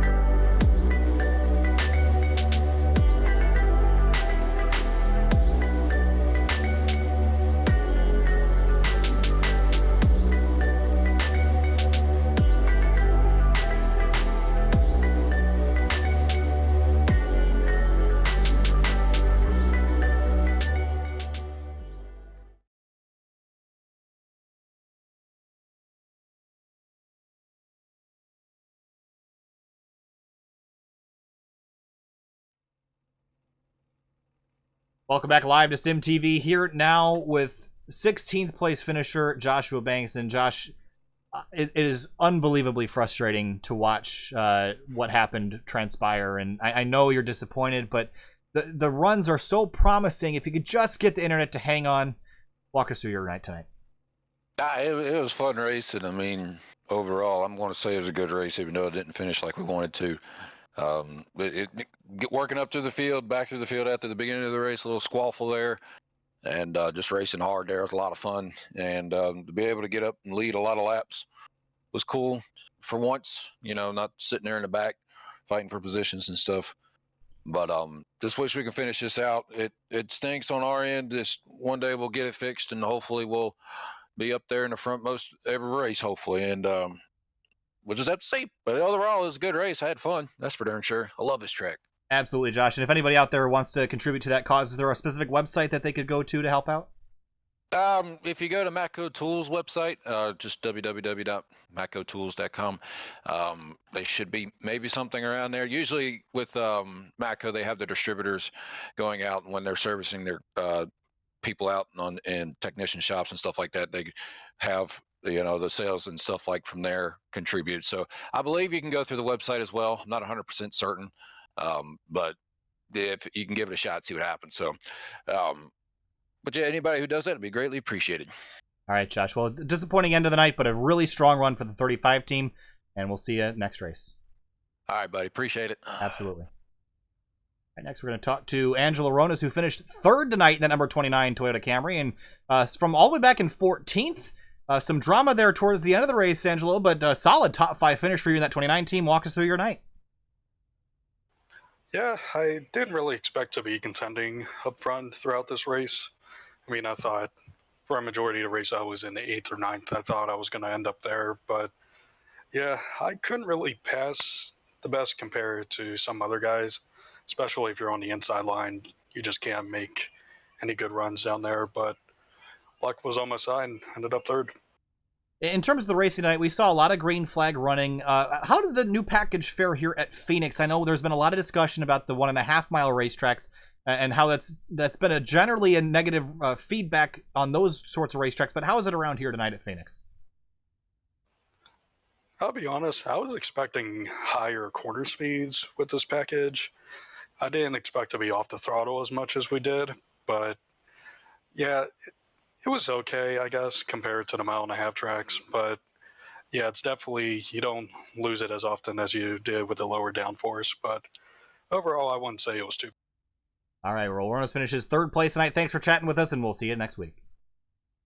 Thank you. All right, next we're going to talk to second place Bailey Turner, and I know we're back to the old second place finishes, Bailey, but you gave it your best effort. I know that's got to heat you up quite a bit after that restart shenaniganry. Just walk us through those closing laps in that restart especially. Yeah, at that restart, it was, I think it was kind of self-explanatory. I'm not going to get into that, I guess. But just I had that right front damage after it, and I don't know if it was hurting me, but I was trying to track him down like I did on the last run, and I was pushing the car as hard as I could without making any mistakes, and just didn't have enough time to get there. He was, think he said he was saving tires a little bit too, and it is what it is. If I got to him, I was definitely I told him, I was like, I'm getting my payback for a few weeks back, but didn't get the chance. So. As we look forward to the rest of the season, I think it's been clear that there are drivers in the field that have kind of have been taking or have been giving a lot but not taking a lot. So in your mind, are things over, or are you going to continue this and take it into the postseason? And is this going to bother you, or is this something that you'll potentially have the wind blow over? I'm just going to say drivers have a long memory. People have track records and some people don't. So, like I said, it's always in the back of your head when you're racing against somebody else. You got to, you know how they drive, and you just got to kind of be aware of that. All right, Bailey. Well, second place after a victory a couple weeks ago. Thanks for chatting with us, and better luck next week. Thanks. All right, talking to Eli Hinton, now the winner of tonight's race. And Eli, it's probably going to be a bit of a controversial one after the restart, but just walk us through those closing laps and try to keep that 24 behind you. Yeah, that was crazy. I think I got some right front damage from that wreck, so it was plowing tight that last run compared to the rest of them, so that helped Bailey a little bit. And unfortunately, Joshua's internet went out, which he's had issues for a long time. But on that restart, I mean, I guess I could have turned in earlier, obviously. I don't think I came up.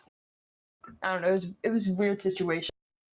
But ended up winning, which is great. I've had a terrible season, like only one top 5 other than this one, which is just, it's pretty. Hopefully we can turn around and win the championship. Yeah, I was going to say earlier that Finian had said that your best finish was 5th, but you're sitting 4th in the point standings. The consistency's been there, just hasn't been quite near at the top of the board as you'd like. Is this a turning point in the season for you? Have you figured something out, or is it just a little bit of luck and a little bit of forcing your way through tonight? Honestly, I feel like this is not one of my better tracks either. I was just hoping to grind through and maybe get a top 5, but track position was everything. And on that, I thought I was going to finish 2nd, but Joshua's internet went out and somehow won. I got really lucky there. All right, Eli. Well, payday coming for the 13 car tonight, and congratulations, Yes, Eli, on your first victory. And good luck next week, and maybe you can go for 2 for 2. Yep. Actually, I can't race next week, unfortunately. Well, there you go. Never mind. We'll see you 2 weeks from now. All right. See you. Have a good night, Eli. Okay. See you. All right, so that's going to be it for Eli. We'll talk to the next driver. It's going to be Elliot Butler, driving the number 6 tonight. Elliot, I think it's quite clear to us what happened there on that restart, and I know you got to be hot inside that race car. But a 13th place finish doesn't represent where you're running tonight. You definitely had one of the race-winning cars. Just walk us through your night and your reactions to that incident. Oh, I had a really good night, especially on the long run. I was looking at a top 3 finish pretty much at least. But people got to be heroes, and I've never had a problem with Eli before other than some bumping and banging that I just consider good racing. But, I mean, if you're not even going to attempt to make the corner, I think it's pretty obvious what happened there. I'm tired of getting taken out every time I get to the front. I'm done with it. I think it's time I stop giving people some of these breaks. I asked Bailey Turner earlier because he's had past issues with the 13 as well. Moving forward, we have the postseason coming up in a little bit, and things, the intensity starts to rise here. So, are you keeping track of the score, and is it per driver, or is it just the field in general that you're gonna stop letting slide here the next couple of weeks? There's some good ones out there that can drive clean and race side by side, but some people think the track is all theirs and don't know how to admit to mistakes. So there's drivers, I'll remember who they are, and they ain't going to get any extra room anytime soon. Besides the incident tonight, Elliot, I think it was clear that you had one of the best race cars. Do you think it was the racetrack? Is it the night racing? What is the team turning around in terms of the pace? It seems like you've been up there a lot recently. Is something changed, or is it just a good night for you overall? I think I'm just getting smoother. I've always had a problem overdriving the car, but I've gotten a lot better about that lately. I still have some trouble on road courses, but on the ovals, especially Phoenix is one of my favorite tracks. So I expected to be good here, and just disappointed the night didn't go the way it looked like it was going to. All right, Elliot. Well, I know a disappointing end to what was a very strong run, but promising run indeed for the 6 team. Thanks for chatting with us, and better luck next week. Thanks, man. Appreciate it. Absolutely.